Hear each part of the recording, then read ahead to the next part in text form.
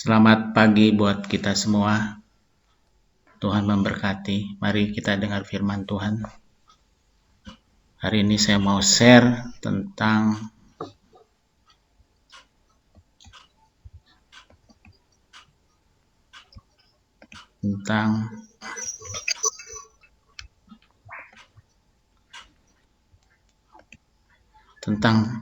ketekunan, tekun.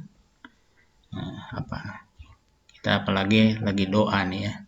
Doa kita perlu ada yang harus kita lakukan hari-hari, yaitu adalah ketekunan. Firman Tuhannya adalah Roma 8 ayat 24. Firman-Nya berkata demikian, sebab kita diselamatkan dalam pengharapan. Tetapi pengharapan yang dilihat bukan pengharapan lagi. Sebab bagaimana orang masih mengharapkan apa yang dilihatnya. Tetapi jika kita mengharapkan apa yang tidak kita lihat, kita menantikannya dengan tekun. Kita dalam fase berdoa, jadi firman Tuhannya berkata, tetapi jika kita mengharapkan apa yang tidak kita lihat, kita menantikannya dengan tekun. Berdoa bukan simsalabim, tetapi adalah komunikasi kita dengan Tuhan.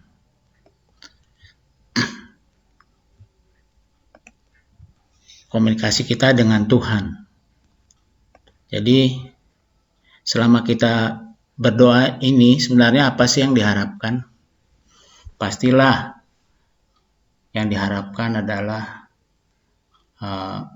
dijawab doa-doanya ya.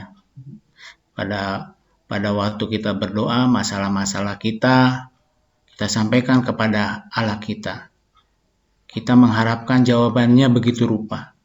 Dan cenderung inginnya doanya itu dijawab dengan cepat. Ya wajarlah, saya pikir. Sama juga mengharapkan pertolongan ya, inginnya manusia cenderung inginnya cepat gitu. Yang sakit ingin cepat sembuh. Ya dirundung malang ingin penghiburannya cepat datang.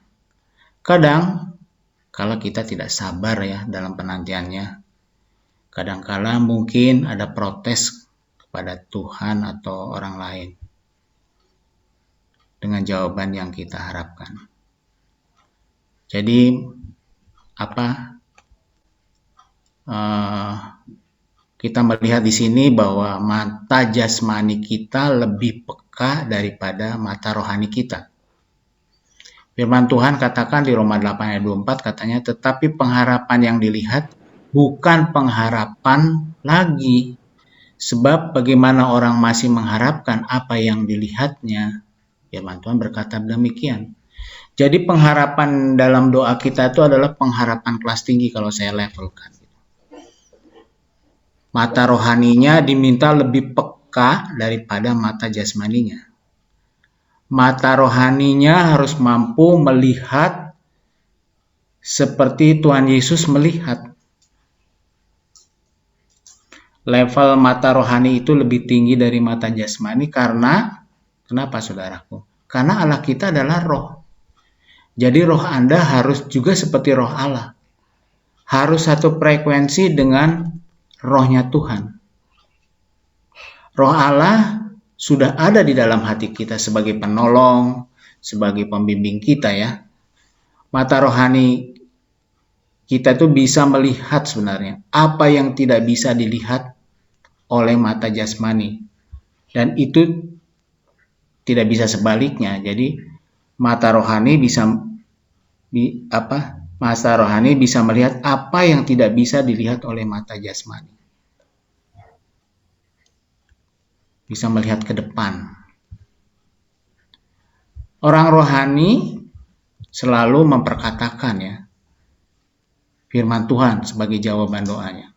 Memperkatakan firman Tuhan. Memproklamirkan kesembuhannya, memproklamirkan apa yang didoakannya. Untuk mempunyai penglihatan dengan mata rohani, maka roh Anda dan saya harus dilatih.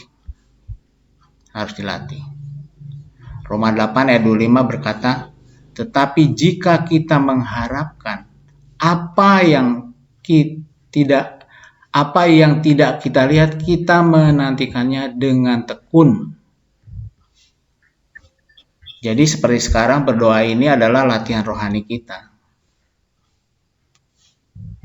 Dikatakan firman Tuhan, kita harus tekun dalam melatihnya. Tidak bisa hanya sehari, harus terus berkesinambungan.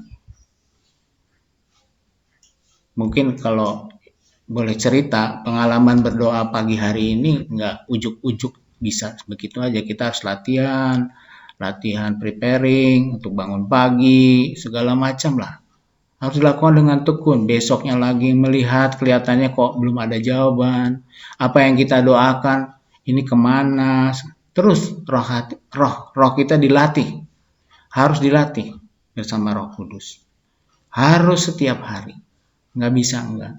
Makanya saya mau ajak saudara-saudara, yuk kita berdoa. Jangan sampai pernah berhenti.